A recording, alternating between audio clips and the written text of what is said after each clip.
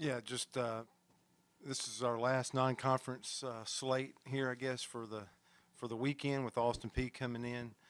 I guess first off, just how much of an honor it was to get to play Air Force yesterday. Those young men, I'm just more and more impressed now a day after competing against them. Coach Kaz, I can't think of a better representative of our military, a guy that went to the academy himself and leading our program. I know it's his 14th year there, but he really excited me as he was going around and talking about each of those young men, that which ones are going to be jumping out of airplanes or already doing that, or going to be flying planes or whatever their hands find to do. How amazing those young men are, and to compete against them, and the oath that they took to absolutely defend our country and really defend us. We did freedom shirts for our players, and it's just a good reminder that those young men are, it's bigger than ball. They're doing things that absolutely committing to things that allow us to do what we do. So that was really neat for us yesterday. And it was competitive spirit. They're going to compete to the end, which they did. And by design, that's why they were on the schedule. Same thing with Austin Peay. You're getting one of the hottest clubs in America coming in from a mid-major standpoint. They already have multiple SEC wins. I think they're 10-2 on the season. They did not have a midweek contest, so they're coming here loaded and at full strength with their pitching staff. They've absolutely will create and present some issues. We'll see more left-handed hitters than we've seen the last few weekends. It reminds us of Wichita State a little bit from the Jacksonville tournament.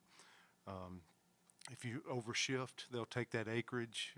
It's kind of an offense that'll slash and take advantage of what you give them, but at the same time, they're north of 20 home runs as well. So they've absolutely banged the baseball. They got some good left-handed hitters. They'll pressure you. They're up to 23 attempted stolen bases. And I think one of their biggest strengths, it's a little different for us, is I don't think their two starters, especially the first two games, they're anything but vanilla. So I think you're going to see size, uniqueness, a left-handed lower slot, arm angle. Nothing we haven't seen before, but there's some uniquenesses and challenges to force you to be to have really good at-bats, to be patient in your at-bats, to make decisions in your at-bats. So I don't think when really looking and preparing for Austin Peay, there is absolutely, I can see why they've gotten off to a good start. And then they have a flair, which is going to be good. It's going to help us get ready for competing in our league. And I'd advertise this may be one of our toughest challenges this week. We got past Air Force. I only got to play them one of the two games, and now this Austin Peay team is absolutely, I expect them to do an amazing job of testing us and getting us ready for the next 10 weeks. Yeah, as you enter this series with SEC play next week, I know you want to try to have pitching as set as possible. Just talk about Joseph. I know you'd said obviously he's going to struggle at times coming back, but how's he responded this week, and just your feelings about him and the rotation as you head into the last non-conference weekend? Yeah, very fair question, and one that we're trying to build Joseph up, and now we think the best way to build him up is for him to miss a start. So we spent a lot of time beginning Sunday with Joseph and put forth a plan, and it was only a 1-week plan. So we'll throw today, hopefully get him some pitches in today and try to get after it. We started him as early as Monday, I think, on force plates and throwing med balls, and his stride's about 6 inches shorter than it was. When his front foot hits the ground, there was a pelvic delay, or the hips rotating, I guess, was in a delay as opposed to on time. So he was all out of sync, and it's one thing for it to take the arm a little time to get back, but the command is not the Joseph that we know. And so we think some of that delay in rotation, some of that shortening of stride is just due to a pitcher trying to come back. And so the force plate stuff, the extra things that we have now is to try to get him back to length and getting that lower half. We're starting from the ground up, and we'll test it today, Thursday, in a bullpen. We will absolutely throw to hitters on Monday. And then I think Monday night, the 1-week plan is to look Monday night and see, like, where are we at, and were we able to get some gains back to closer to who he is at full speed or not. And so we'll do that Monday night and make that determination what his plan would be for the next week. The box that's still positive is we think he's healthy as opposed to not healthy. And in his absence, I guess this weekend we'll keep Alsop on Friday, and we'll move Myers up to Saturday and go TBA and take a look at this ball club and compete against them a little bit. Herbert Holtz is one of those likely candidates, but, and we're expecting great competition. We may need him before we get to Sunday or game 3. So that's how we'll game plan it with Joseph. That's how we'll adjust the rotation for this week. And it's been pretty seamless for us. This is our first kind of a adjustment period, so it'll be interesting to see how we're able to adapt and adjust and execute this weekend with that rotation. Bill stole my question, but how do you feel overall about your bullpen, especially if you have to move Christian into the starting lineup? I do think we have enough. I think we got guys that haven't started games that haven't thrown an inning yet, which is mind-boggling to me. I would have never thought that, Brian, thinking of Drew Nelson had started games for us. Crotchfelt didn't throw last weekend. He really needs to get back out there. There's a time and day coming where Cannon's going to be throwing more regular, and a Keyshock's another guy. I could just keep saying names of guys I wish could get some innings, but I do think it's coming where we're going to need all hands on deck, and then getting the regularity of where guys can get their stuff sharper.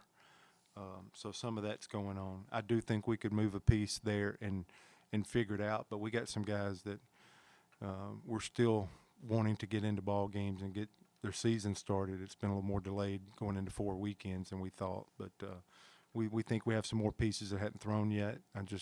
We've been spending a lot of time trying to keep them encouraged and not getting discouraged, and to keep working and to be be waiting for their time. But the players make the lineup out, and some of these guys that you are seeing that's throwing a little bit more outpaced them or outperformed them heading in January and into this season. But I know what some guys can do that hadn't even pitched yet for us, that have been out there and got tremendous experience last year. So we still got some guys to go to, and we need to probably get in the games sooner as opposed to later. I know you talked about you've wanted to see improvement with the starting pitching, but I just wanted to ask you, with 4 games left heading into SEC play, whether it's, with the pitching staff or the lineup, like what's, I guess, the next step that you want to see this team take? Yeah, and I'm positive on our team. I believe in our team. I like our team.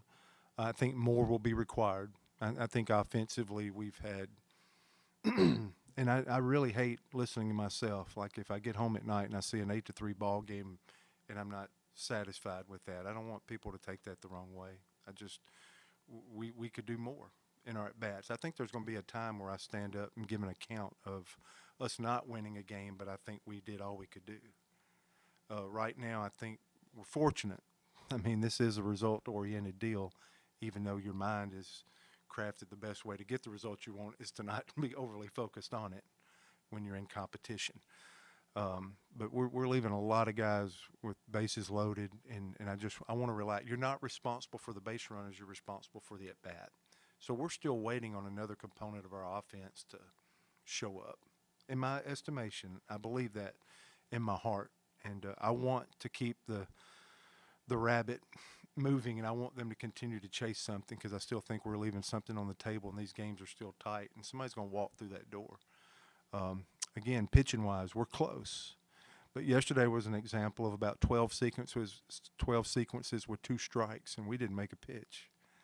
Now, that's a tough one to start barking up that tree, because you're trying to get ahead and stay ahead and use your head. But we had some 0-2 contacts, 1-2 contacts that are too much, and that's just not been able to execute. So they're walking to the right to the fringe of being able to execute good sequences. So the positive side would say you're really, really close.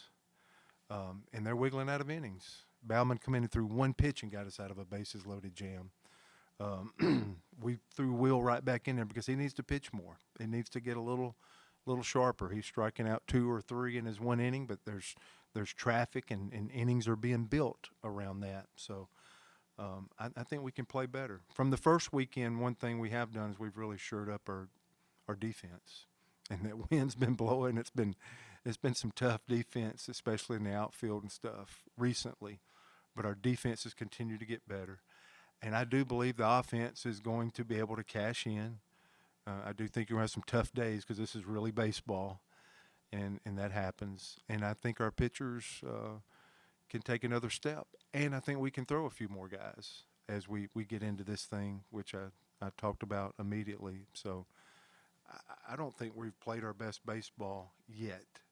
And I think that's okay. And I think I'm positive in the belief on this team. But I think more is going to be required moving forward if we want to be the team we think we can be and want to be and will have to be competitive in this league. I just saw, I think, where our league went 18-1 in midweek games or something here over the last couple of days. Just it's another incredible setup for our league. And these are things that hopefully over the course of a season that we'll continue to grow and get better at. Yes, Butch, are you going to continue to sort of switch things around at second and third until you find somebody to step up and sort of take one of those spots besides Fabian, of course, who's playing well? It's kind of the no excuses mentality. You know, we still Fabian's in there. Fabian has absolutely taken the reins and done it offensively, done it defensively.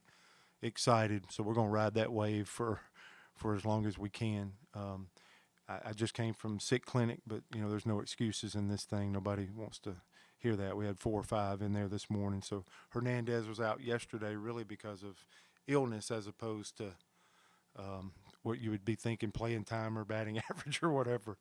But it gave Gavin Miller an opportunity. He got an RBI there early. I think it was our first RBI. Knocked in Weiss. Had a couple of plays at third base and did a nice job.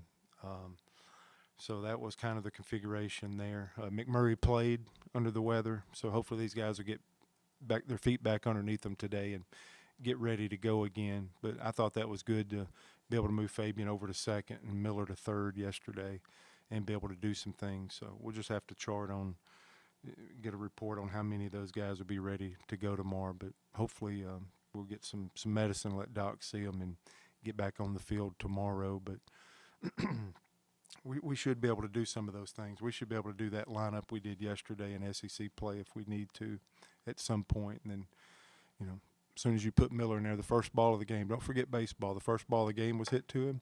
And then as soon as we replaced and put Green in there and Fabian over to third, the first ball was hit to Green.